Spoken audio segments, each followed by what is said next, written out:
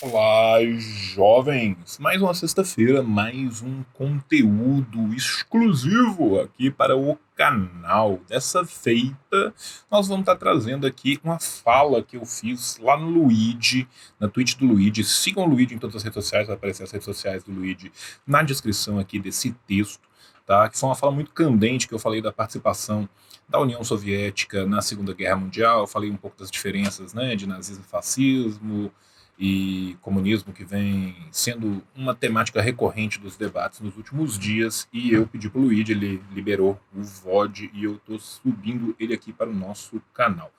Nosso canal é um canal de YouTube, então se inscreva, compartilhe, curta, comente antes de ver, vá na confiança, confia, tá? Eu sou o João, redes do João, meu editor é o Rafa, redes do Rafa, é a nossa nova capista, é a Nuni, redes da Nuni. Então é isso. Primeiro, você deve ter notado que mudou o nosso capista, né? Então eu quero agradecer aqui ao camarada Solar Waver, que esteve com a gente aqui tanto tempo, que tanto colaborou. Muito obrigado. Uma pessoa excepcional, um cara de um talento único. Nossas agendas não estão batendo, infelizmente, não deu para a gente continuar aqui, mas vamos continuar em outras empreitadas várias, tá? E quero pedir para vocês para verem o vídeo dessa semana, comentarem, deixar seu like, daqui a pouco o tio volta. Beijo. Nosso bagulho é fazer a revolução. Foi martelo e com o copo na mão. Vermelha é nossa bandeira e o nosso coração. Vamos, ô João, eu te convidei aqui por um motivo especial. Eu vi um cortezinho teu hoje de manhã, você falando, porque ontem, eu acho que só pra quem não tava, sei lá, internado, eu já passou o dia dormindo, sabe muito bem do que aconteceu em relação ao Monark. E aí, sempre que vem essa questão do nazismo à toa, a gente vê uma onda de liberais, de direitistas, falando que, o nazismo? Chato, né? Mas e o comunismo, né? E o comunismo, né? E aí, no próprio corte, a gente assistiu o corte completo aqui, o trecho que vazou no Twitter é a ponta do iceberg, mas no corte do podcast onde surgem aqueles absurdos, a gente tem o nome do João Carvalho do Jones Manuel sendo citado umas 3 ou 4 vezes, a palavra comunismo umas 50 mil vezes, o PCB, até PCdoB, até PCO citaram, né? Pra falar que, nazismo, bad, mas e o comunismo, hein? Mas o comunismo, hein? Cara, e aí teve esse seu cortezinho aí que eu vi no Twitter, que eu mostrei aqui hoje de manhã, você explicando essa questão, mas eu queria te trazer aqui pra dar a oportunidade de falar com o pessoal aí sobre essas coisas, cara, que né, cansa, né, bicho? Velho, eu tava como falando, na hora que você foi mijar, a galera perguntou qual que é a pauta de hoje. Eu falei, a pauta de hoje, nós estamos em 22, mas a gente podia estar em 1922, né? Porque desde esta época, estamos falando literalmente a mesma coisa aos quatro ventos, né? Eu vou começar, cara, falando eu vou fazer o contrário do que eu devia. Eu vou começar do final e vou ir pra frente. O Bertolt Brecht, ele tem uma frase que é maravilhosa, que ele fala: a cadela do fascismo está sempre no cio. Né? E eu gosto muito de completar essa frase com uma outra, que é o seguinte: o liberal é sempre o primeiro disposto a engravidá-la. Sabe? As pessoas têm que primeiro entender que o fenômeno histórico do nazismo, né, que é um filho do fascismo, né, um irmão muito próximo, nasceu ali muito, muito próximo.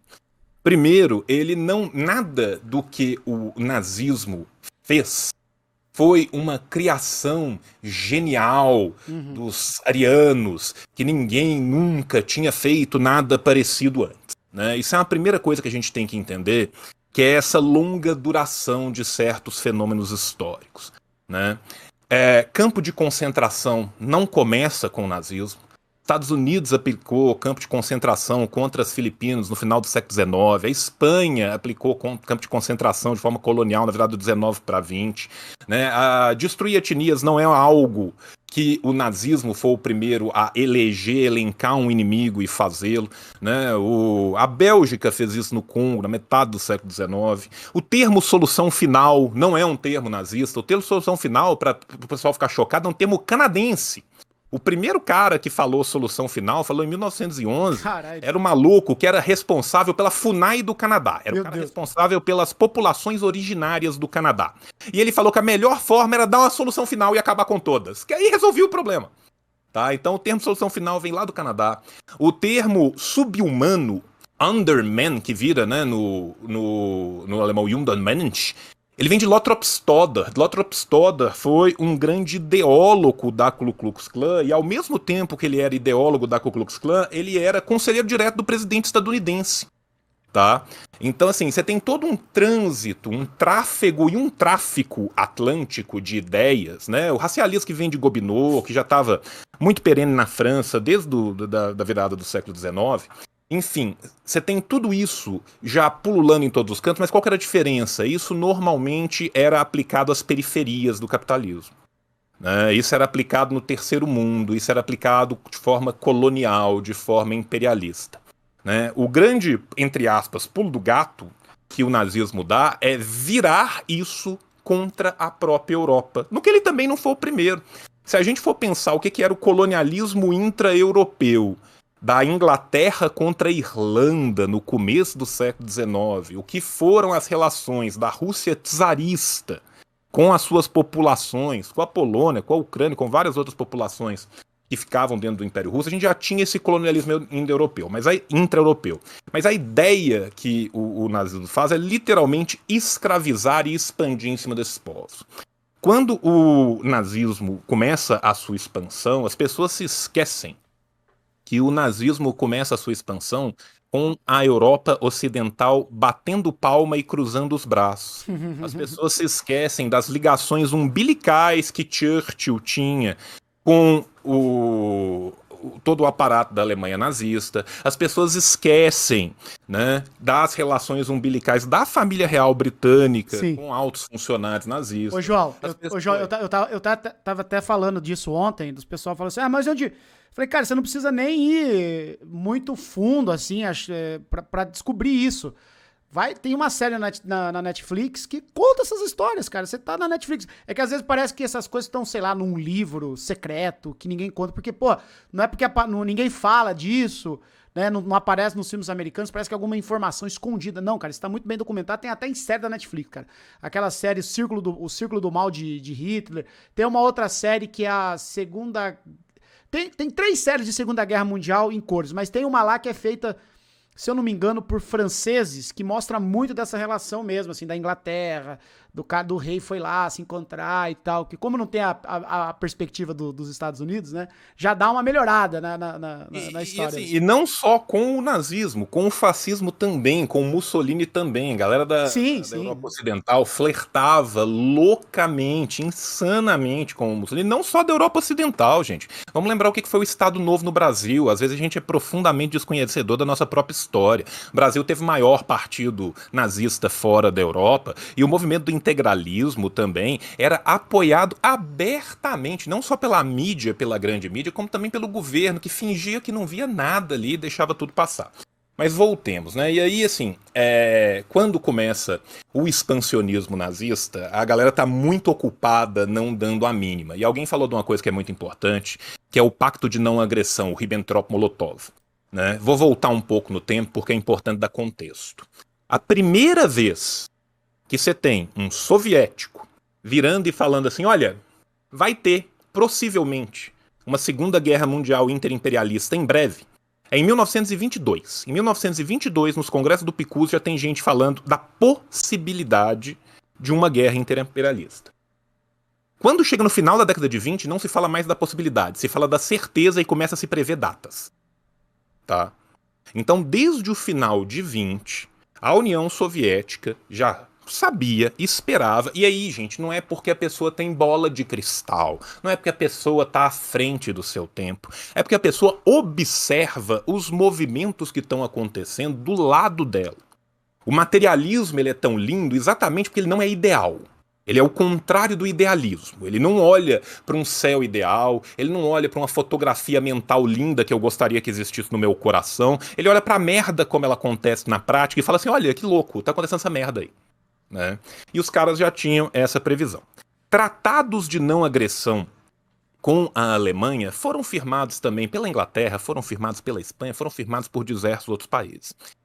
A União Soviética sabia da agressão e sabia que a partir do momento que a Alemanha pudesse, ela entraria para dentro né, da região eslava como um todo, porque os teóricos do nazismo falavam isso abertamente.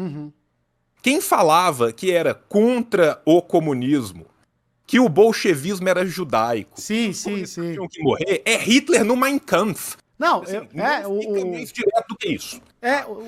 Assim, se as pessoas tivessem a decência, né, de ver o que o próprio Hitler falava, não precisa nem falar assim, mas era o Goebbels, não era o Hitler, mas era o Klaus Barbie, não era o Hitler. Não, o Hitler no Mein Kampf, ou seja, antes de chegar no poder. Ele falava, quando eu chegar no poder, eu vou matar uma galera do caralho, a começar dos judeus, comunistas, ciganos, homossexuais, minoritas. E isso tudo foi dito abertamente. Esses movimentos eram abertos. Sim. Estes movimentos eram conhecidos por todos. E era muito claro para a União Soviética que o teatro de guerra europeu iria começar em breve. Por quê? Porque o nosso cronograma de guerra é totalmente eurocentrado. Nós somos vítimas do ocidentalismo o tempo todo. A gente acha que só existe humanidade dos Montes Urais pra cá. A humanidade termina na Grécia. A Grécia pra lá, tem um buraco, tem um borrão dentro do mapa, ninguém sabe o que acontece. O teatro de guerra asiático, ele começa no começo da década de 30. Né? O expansionismo nipônico, fortemente apoiado já pela Alemanha, já pela Itália, ele começa no começo da década de 30.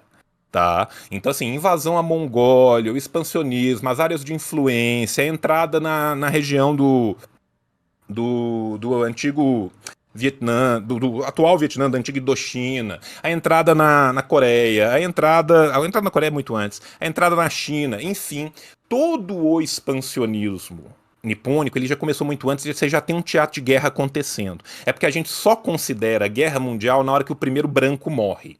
Né? Então, assim, vira guerra na hora que pisa na França. Né? Porque, assim, foda-se, Polônia, Sudete, essas merdas, a gente não sabe nem apontar no mapa. Né? A Ásia não existe, porque a humanidade acabou na Grécia, mas vai começar aqui. Então, quando se forma o Ribbentrop-Molotov, né, a ideia por trás do lado russo, e muito ironicamente, todos esses documentos hoje em dia são abertos, vocês podem consultar os documentos secretos das discussões russas, era tentar evitar o máximo possível a guerra começar na Rússia, porque era uma questão de tempo para ela começar na União Soviética, para aí sim poder terminar esse esforço de guerra. Esse esforço de guerra, ele jamais poderia ser feito da noite pro dia, né? Ninguém... A gente tem que entender o seguinte, a Rússia tem a sua revolução em 1917. Meio segundo depois da revolução, começa a ter a guerra civil na Rússia. A gente chama de guerra civil porque a gente tem vergonha de chamar de guerra mundial, porque é uma guerra civil onde de um lado você tem o Exército Vermelho da Rússia e do outro lado você tem os exércitos brancos apoiados por 14 potências estrangeiras. Se tem 14 potências invadindo o seu país, isso não é uma guerra civil, né, meu amigo? Né? Mas tudo bem, a gente chama ela de guerra civil. Durante a guerra civil, que vai terminar na segunda metade da década de 20, né, você ainda tem um esforço gigantesco do primeiro plano quinquenal. Você só vai conseguir fazer o primeiro plano quinquenal a partir de 27. A ideia desse plano quinquenal era eletrificar a Rússia. A Rússia não era eletrificada no final da década de 30. Tá? No meio do primeiro plano quinquenal, já existe uma mudança se prevendo a guerra, muda-se as indústrias, indústria de base, indústria de mineração, tudo para dentro do território lá em cima, e já se começa um esforço de guerra, tá? Isso nós estamos falando do final da década de 20, tá? Então a Rússia já começa a se preparar para essa guerra, porque ela conhece o teatro asiático, que ela segue, né? A gente tem que lembrar que metade da Rússia é na Ásia, onde o mundo não existe, né? A Rússia tá lá, onde nada tem, né? Por incrível que pareça, tem Rússia. E eles já tinham esse esforço de guerra neste momento. Então, quando se assina o Ribbentrop-Molotov, vamos tentar ganhar o máximo de tempo possível para conseguir mobilizar o máximo possível nossas indústrias e os exércitos. Beleza. Qual que era a estratégia de guerra alemã? Primeiro, que a Alemanha, até chegar no Canal da Mancha, ela praticamente não teve resistência nenhuma. A Alemanha varreu a França. Primeiro porque metade da França era colaboracionista. É verdade. Palma pro É verdade. lembrar o que era a República de Vichy aqui. É verdade. Né? Metade da França era colaboracionista. E segundo, que a guerra não foi travada das mesmas formas nas duas frontes. A guerra de razia, destruição, estupro, Ersatzengruppen, pogrom, assassinato de vila inteira. Essa aconteceu contra os eslavos, que eram considerados sub-homens. Na Europa Ocidental, eles foram passando e jogando de longe, à medida que foi indo, e é isso aí. Se matou muito pouco na tomada da Europa Ocidental, quanto mais em comparação com o que vai ser depois. Não, eu lembro, João, quando eu gravei o Rebobinando de Segunda Guerra da União Soviética na Segunda Guerra Mundial, participou o Lucas Rubio, o professor, o João Cláudio Pitilo. Sim, o Platênica é espetacular. Cara, a gente fala disso, assim, que eles falam, tem aquele mito de Stalingrado, né? Que, pô, quem ganhou foi o inverno. Aí depois eles falam assim, não, porque o soldado tinha que avançar, porque se ele voltasse, ele era morto. Em nenhum momento eles percebem, assim, que, cara, ali era a última linha de defesa de um povo inteiro, e que aquele povo já estava sendo massacrado, e que aquele povo foi heróico, que eles foram cravar a primeira derrota nazista na Segunda Guerra Mundial. Eles enxergam os aliados no dia D, no desembarque da Normandia, sendo feito de bucha de canhão, como heróis, que são, né? Agora, os soviéticos, os soldados soviéticos, eles é tudo bucha de canhão, né? Tem um pequeno detalhe. Eles eram obrigados a ir pra guerra. Eu falei, cara, você não tem noção de como... Um detalhe. Se tem uma coisa que o jovem gosta de ler hoje, é cartulário de Winston Churchill, né? Eu sei que todo mundo Nossa, todo mundo cita. Conhece, então eu vou chover no molhado. Não precisava falar, mas vou chover no molhado. Né? Eu tive a oportunidade de traduzir para o português o cartulário completo, com todas as cartas que o Stalin trocou com todas as potências aliadas durante a Segunda Guerra Mundial. Vai estar sendo lançada agora no Obras Militares do Stalin, que eu fiz junto com Euclides Vasconcelos e com Gabriel Landi lá pela Baioneta. O Stalin começa a pedir para as pessoinhas lindas dos Estados Unidos, e principalmente para o senhor Winston Churchill, para que o dia D acontecesse 3 anos antes. E eles prometem todo dia, toda hora assim, não, nós vamos passar no dentista, mas na volta nós vamos na Disney. Vai rolar, confia. Vai rolar, confia. Vai rolar daqui a 3 meses. Não, daqui a 3 meses tá foda, mas agora no inverno vai rolar. Mas inverno é foda, em compensação o verão é ótimo. Pô, mas esse verão tá difícil, e que tal o próximo inverno? E isso vai numa crescente violenta. Por quê? Porque era a tática do Ocidente, e o Ocidente, depois que viu... Primeiro o Ocidente achou assim, tá brincando, a Alemanha não vai fazer outra guerra, pelo amor de Deus, não vão fazer isso. Aí eles fizeram. Aí eles falaram assim, vamos fazer o seguinte, deixa os comunistas tentar matar os nazistas tentar matar os comunistas, porque os dois se odeiam e são antagônicos. E aí, os dois, um matando o outro, sobra mais pra nós depois. Né? Então, assim, ele adoraria que tivesse um matado o outro até o final e não sobrasse mais ninguém. Tanto que eles postergaram de todas as formas possíveis e imagináveis para que a batalha acontecesse. Pois muito bem, né? Como você mesmo disse, né? A União Soviética impingiu a primeira derrota à Alemanha. A Alemanha, ela tinha uma pachorra tão grande, a Alemanha nazista, que o plano original da Alemanha nazista era tomar a União Soviética em 6 meses. Sim. Tá, esse é o plano original. Tomar a União Soviética em 6 meses, para que na guerra de razia você matasse uma parte, para que você pudesse escravizar a outra, para ter acesso à Ásia Central para a indústria bélica, e ao Don, aquela região linda, maravilhosa do Volga, para plantar centeias, caralho a 4, e alimentar o exército com trabalho escravo dos eslavos que eram sub-homens. Esse é o plano. Tá? A Rússia, as primeiras linhas do Exército Vermelho caem muito rápido, as segundas, terceiras não. E a gente ainda tem uma batalha que é muito mais sangrenta e que a União Soviética teve vitórias antes que ninguém sabe, que é a Batalha do Ártico. Tá? Na região do Ártico, a Alemanha não conseguiu ir pra frente. Só que a Alemanha tirou isso dos meios midiáticos de toda a forma possível para não baixar o moral. Só que aí, meu irmão, o bagulho começou a ficar louco.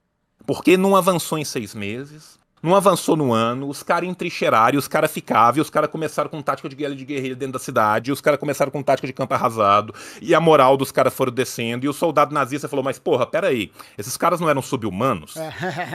Esses caras não eram ruim de serviço? Aí eu vejo os malucos vir aqui e matar 30 antes de morrer, eu vejo o cara levar 6 tiros e continuar gritando e correndo. Não, e detalhe que você falou, uma coisa importante, que quando os soldados nazistas foram invadindo a União Soviética, não tinha essa guerra, assim, que os caras, não, se eu me rendo, aí rendiam um povoado. Cara, eles iam cometendo as maiores atrocidades com esse povo, tá? As maiores atrocidades possíveis, assim, não era uma coisa de chegar, assim, e dava um tiro, eu me rendo, ali tem um prisioneiro, ali tem uma vila, tem uma família, tem uma criança. Criança na frente do pai, pegar as crianças todas de uma vila, colocar no chão em fileira e passar com um tanque em cima da cabeça. Exato, era isso. Tá? Era isso. Era ir empilhando os cadáveres um em cima do outro, de forma que você já deitava na terceira fila do cara morto pra ser morto. Era isso que era os Einsatzgruppen, tá? Então, assim, eram as maiores atrocidades possíveis. O nazismo abandonou completamente a humanidade. Quando a Lyudmila Pavlyuchenko vai se encontrar com a rainha da Inglaterra, ela fala assim, nossa, você matou 300 e tantos homens. Ela fala, eu nunca matei um homem, eu só matei nazistas. Ela tá certa de cima e embaixo. Tá? Aquilo não é mais um ser humano. Aquilo abandonou a humanidade e é de uma vileza ímpar. Tá? Aquilo foi uma guerra de massacre, era uma guerra de razia e massacre. Foi surreal o que aconteceu. Tá? Se vocês quiserem, gente, passar mal, precisar de ligar pro seu analista e falar assim, bicho, eu tô mal, pega a dica do tio, vê um filme que chama Vá e Veja, Idi Ismatri. Vá e Veja. É um filme russo, um filme soviético, sobre o que aconteceu em Belarus, na Bielorrússia. Vá e veja. Tem o filme, vai e vê ele. Tá? Que é um filmaço, mas é um filme que eu espero que você esteja, assim, num dia que você tá bem de cabeça, porque você vai ficar mal quando você vê. Tá? E aí, nesse período, foi o período do final da década de 30, começo da década de 40, que começou, né, a finalmente dar muito certo esse esforço gigantesco de guerra e começaram os aportes. Aí começa as mentiradas, né? Começa assim, quem matou foi o inverno. Gente, a Alemanha é um país tropical, né?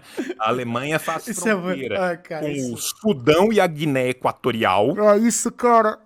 Né? As pessoas na Alemanha costumam usar nada mais do que um tapa-sexo com a foto do Hegel, porque lá faz 45 graus na sombra. A Alemanha é um país tropical. Não, os caras imaginar que a Alemanha nazista, com aquela máquina de guerra que ela tinha montado, ela ia perder pra neve. É de uma inocência. É de uma. Cara, isso aí a gente conversa muito no Rebobinando de Segunda Guerra Mundial da União Soviética, da máquina de propaganda dos Estados Unidos mesmo assim, e do Ocidente, pra abafar mesmo assim o que foi a União Soviética, cara. O que foi a vitória avassaladora. E uma vitória que custou mais vidas humanas do que todo o resto junto. Sim. Tá? É uma vitória que custou mais vidas humanas do que todo o restante perdido na guerra junto. Tá? Aí os caras viram e falam assim, não, mas quem ganhou a guerra, na verdade, foi a ajuda que a Inglaterra e os Estados Unidos... Agora é os Estados Unidos que mandou ajuda. A ajuda dada pelos Estados Unidos e a Inglaterra correspondeu a 3% do esforço de guerra russo. Tá? A gente tem números pra isso, gente. Os números não mentem, não. É 3%. Com o detalhe que esse empréstimo é o único empréstimo de guerra que foi pago. Teve um único empréstimo de guerra que foi pago em sua inteireza. É este. São os créditos que foram dados pelos Estados Unidos. Estes créditos de guerra foram pagos. Os créditos de guerra da Europa Ocidental não foram pagos porque não interessava, porque precisava depois de crescer esse povo. O dos russos foram cobrados até o último milésimo e foram pagos em sua inteireza. E corresponderam a 3% do que foi o esforço de guerra da União Soviética. Antes disso, eu quero falar uma outra coisa. A União Soviética já possuía leis contra o antissemitismo, e não é uma lei assim, se você for antissemita, você vai perder o seu patrocinador e nós vamos olhar para você muito feio durante 3 semanas. Não, se você for um antissemita, você tem pena de morte, tá? Era assim que a União Soviética lidava com o antissemitismo. Tá? Então, quem conseguiu destruir a besta nazista, a besta nazifascista, que o plano era matar e escravizar o restante da humanidade, foram os comunistas. Tá?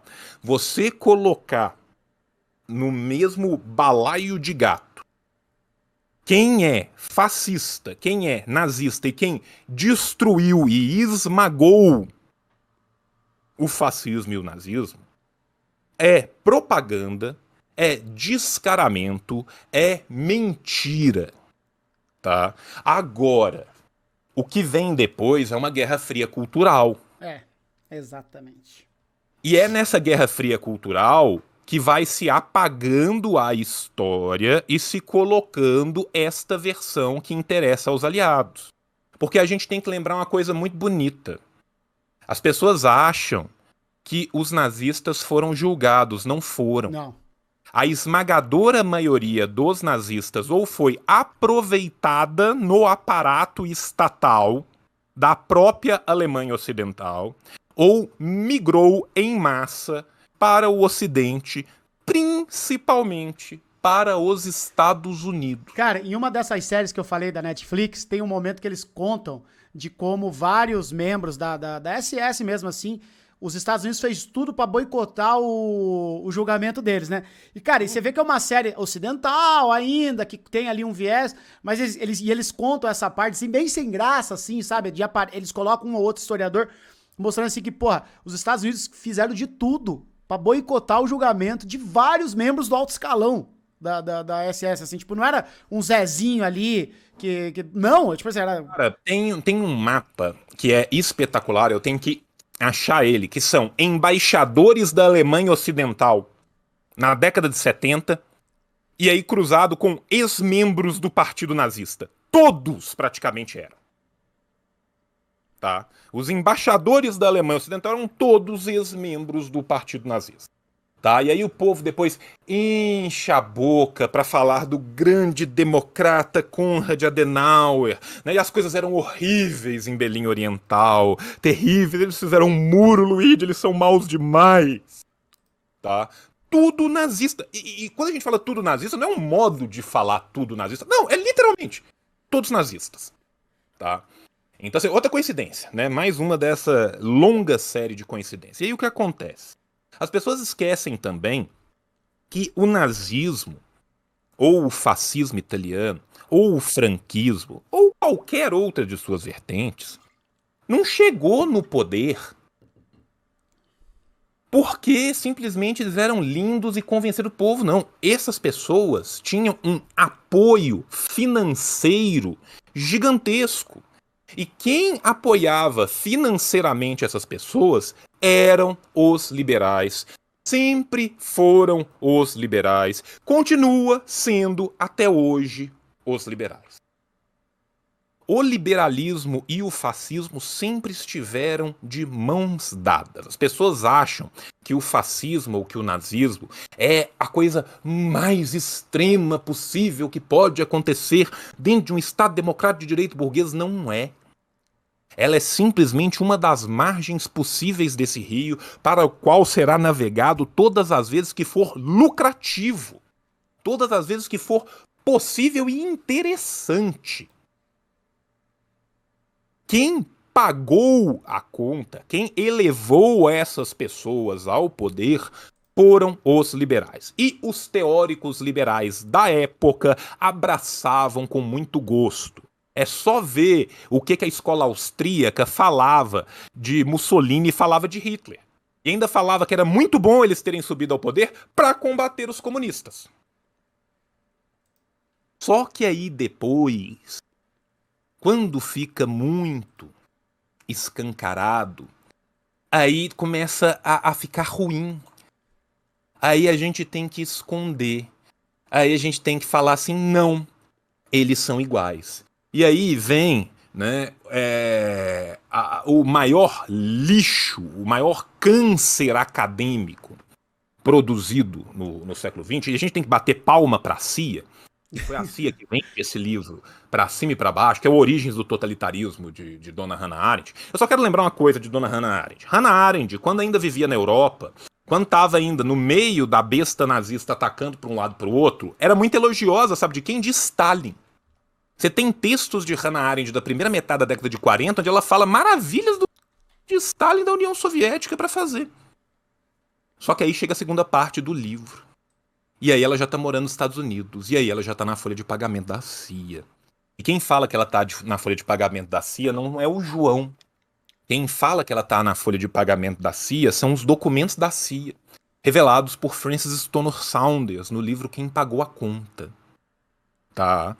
E aí você coloca os dois, você reduz. Os dois são totalitaristas. Os dois são totalmente parecidos. Os dois são muito iguais. O que nós precisamos é de mais democracia liberal burguesa. A democracia liberal burguesa é uma farsa, porque ela não é democrática, ela é uma ditadura. Nós vivemos sob a égide de uma ditadura.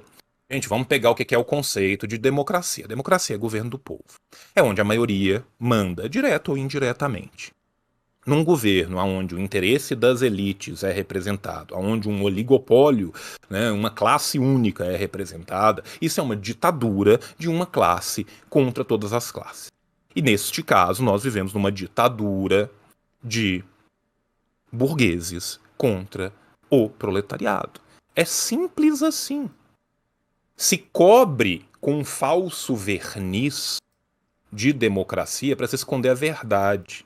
Se fala no povo com muitas aspas, um povo com letra maiúscula, mas o povo com letra minúscula não existe. Né? A igualdade é a igualdade que ricos e pobres têm de dormir embaixo de uma ponte. A lei permite que o Jeff Bezos e a favela inteira ocupem um espaço dentro da favela. Sim, pô. Essa é a verdade, esse é o céu do idealismo burguês.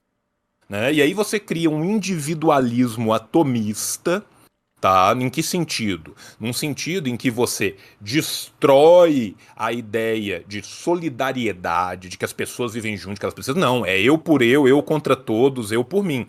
Que chega nas loucuras de um anarcocapitalismo, mas que dentro do próprio liberalismo já é isso. Esse individualismo atomista é exatamente para cercear as relações necessárias e humanas de solidariedade. Quando a gente vai falar, né, do véu da ideologia que recobre, a gente tem que também lembrar da alienação.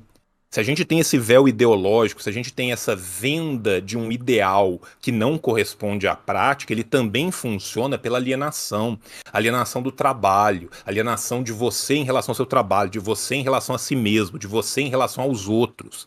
As múltiplas alienações que vão compor essa ideia. A ideia é essa que vai nascer também junto com o berço do nascedouro da burguesia enquanto classe política dominante. A burguesia nasce antes, né, em seu princípio é uma classe revolucionária contra, né, o restante do que sobrava de feudalismo. O feudalismo é um conceito muito maior do que isso, muito mais complexo do que isso, muito mais matizado do que isso. Um dia a gente fala de transição de feudalismo para o capitalismo, não será hoje, mas ainda assim, né, vai ser baseando nesse atomismo burguês, vai ser baseando nessas falsas ideias de direitos humanos que não são para todos. Né? O direito é do cidadão, mas quem é cidadão? O que é um cidadão? O Estado tem o controle da justiça para todos. Que face o Estado mostra para o jovem negro precarizado? Que face que o Estado mostra para o pós-jovem de 31 anos, empresário milionário com 9 CNPJ? É isso. Pós-jovem é muito bom, cara.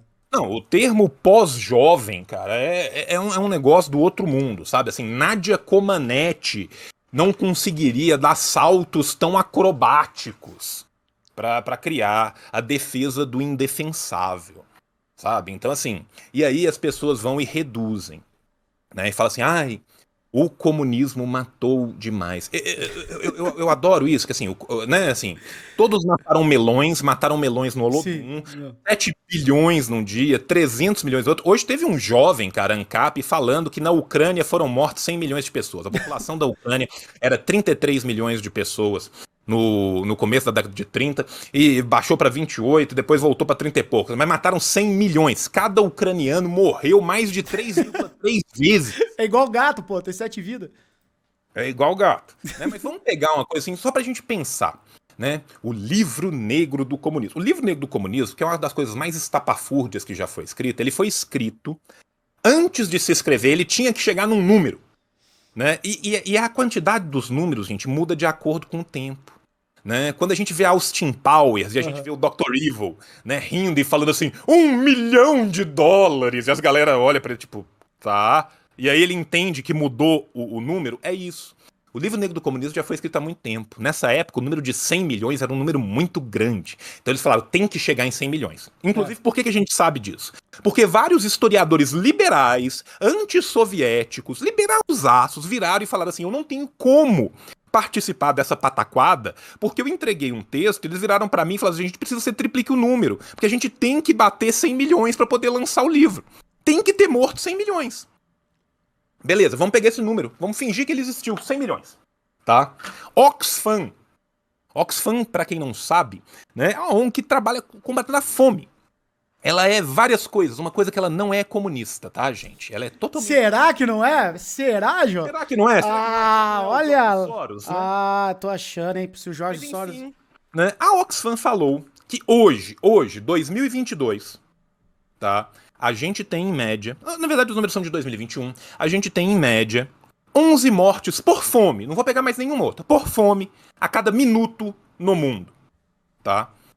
O que isso significa? Isso significa que se a gente multiplicar o 11 por 24, a gente vai ter 660, se a gente multiplica, desculpa, o 11 por minuto por 60, a gente vai ter 660. Se a gente multiplicar por 24, nós vamos ter 15 mil e pouco. E se a gente multiplicar por 365 e pegar num ano, nós vamos ter 5 milhões e 700 mil mortes por fome em um ano. A União Soviética acabou no começo da década de 90, tem 30 anos pelo menos.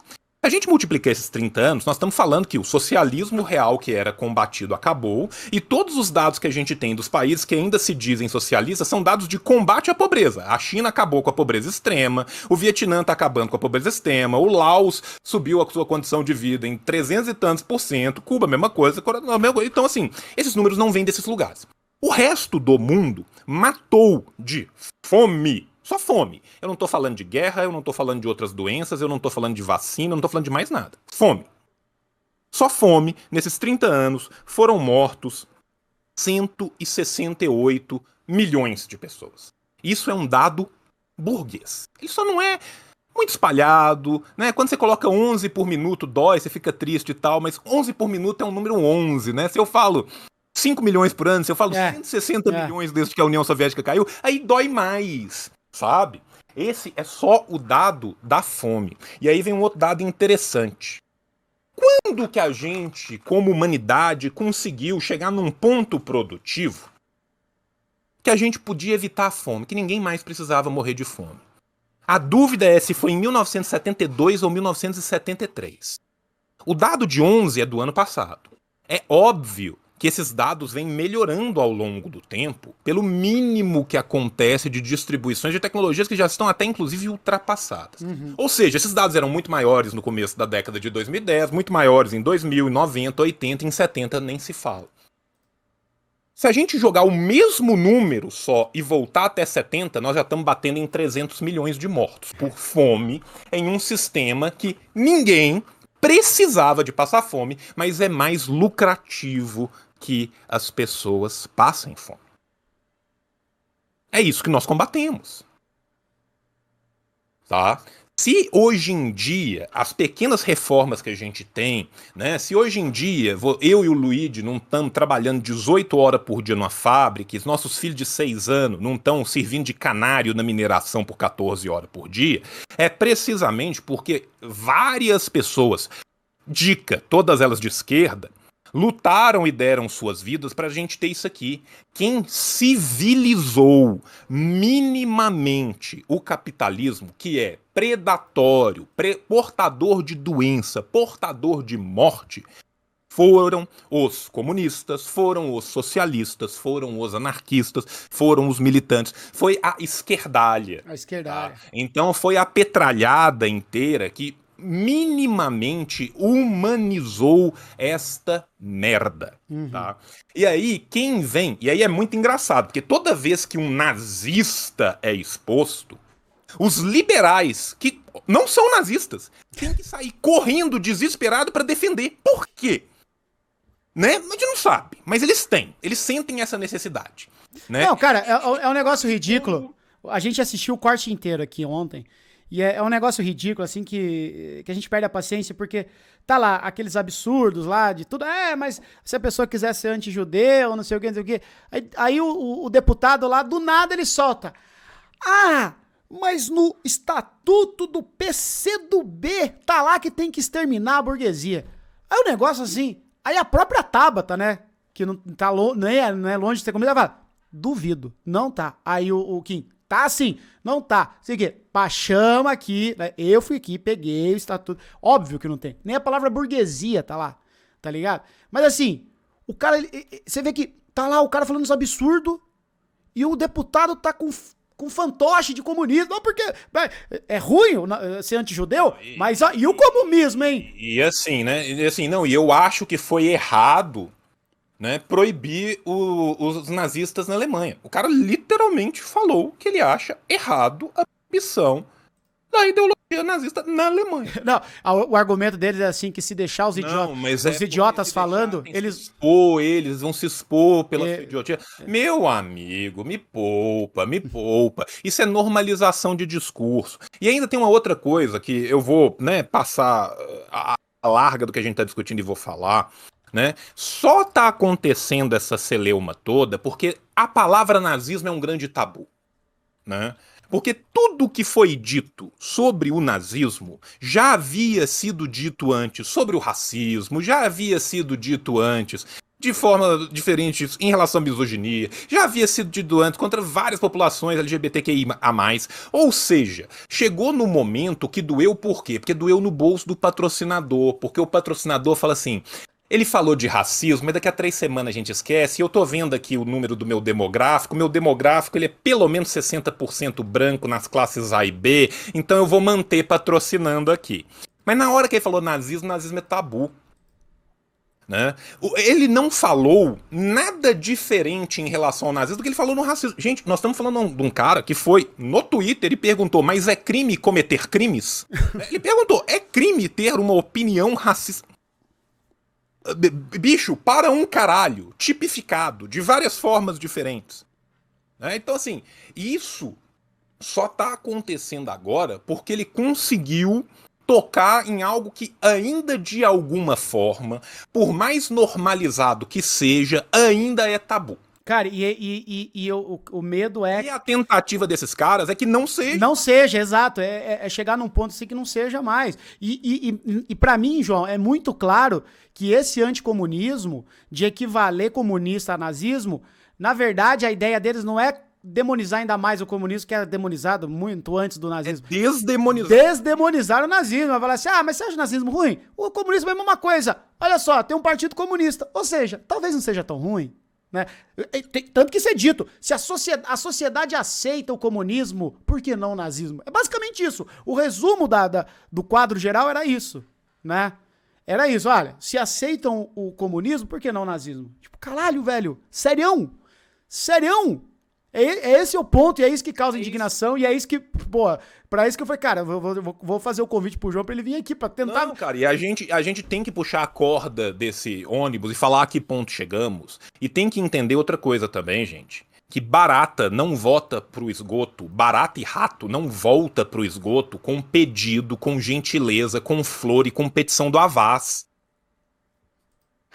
O nazismo, o fascismo, ele precisa de ser esmagado, tratorado, macetado, destruído, obliterado.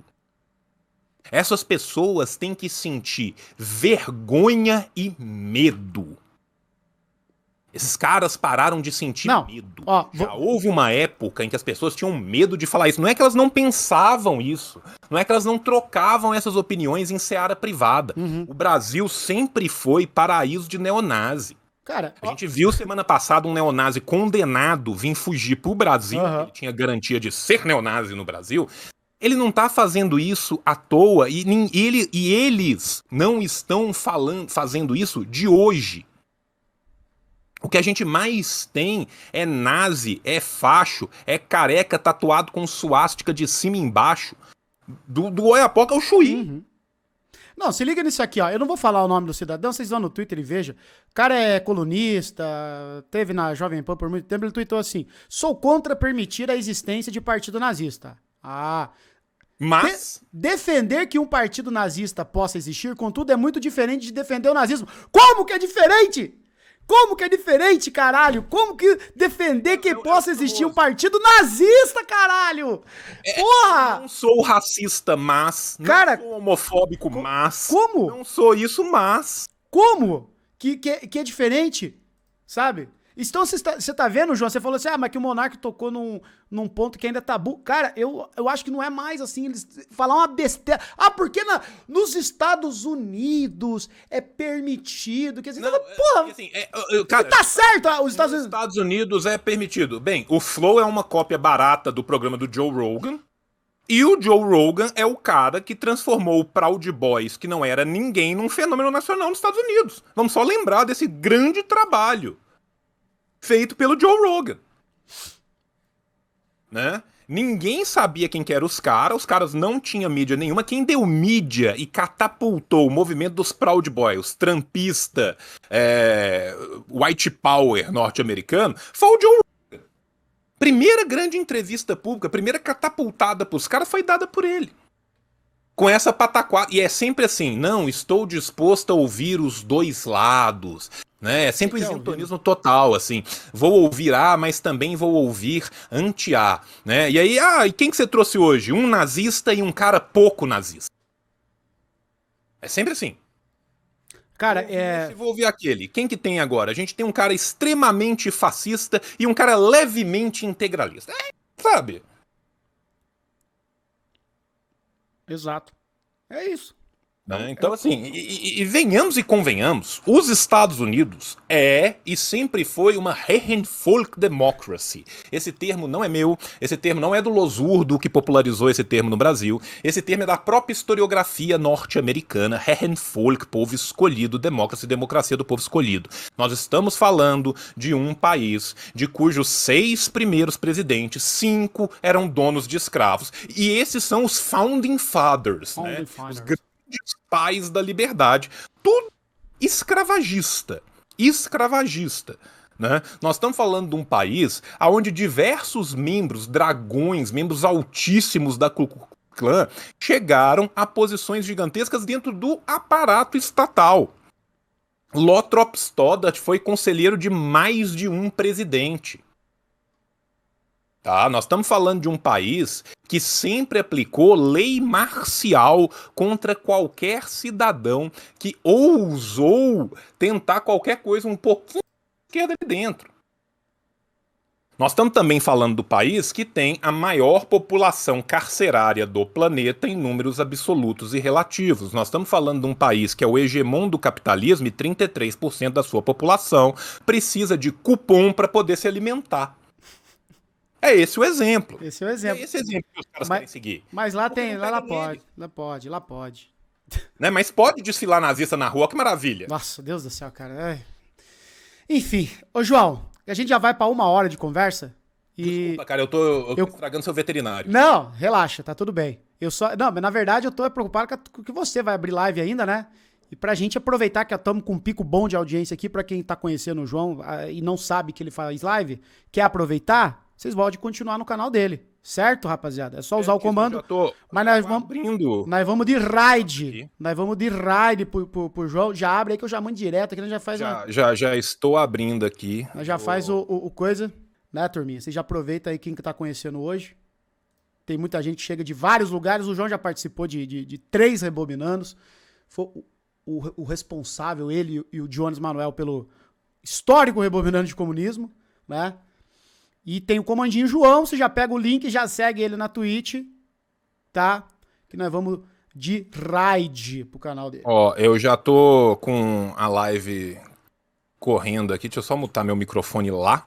Boa. Tô com a live correndo lá, tá? E lá hoje, em homenagem a tudo isso que tá acontecendo aqui, eu vou jogar um joguinho chamado Urso Vodka Stalingrado. Ótimo. Que é um jogo de dar tiro em nazista. Ótimo. Aí a gente vai conversar e dar tiro em nazista. Então tá certo. É isso que nós vamos fazer. Então tá certo. Valeu, João.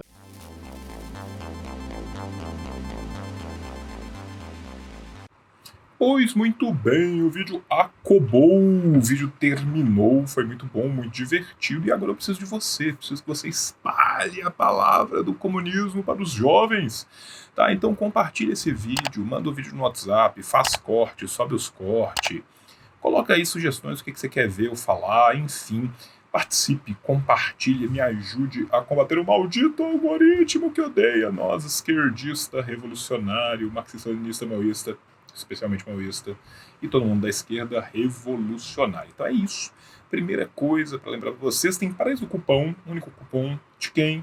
Da nossa querida amiga Ciências Revolucionárias, assim disse João. Tudo separadinho, aparece na tela, você ganha 10% de desconto. E na segunda-feira, toda segunda-feira tem um vídeo da Twitch, toda quarta-feira tem leitura do mal, toda sexta-feira tem um conteúdo inédito, às vezes me dá louco, eu coloco um vídeo cantando no meio, coloco uma outra coisa, subo a live de um amigo, faço qualquer coisa aí.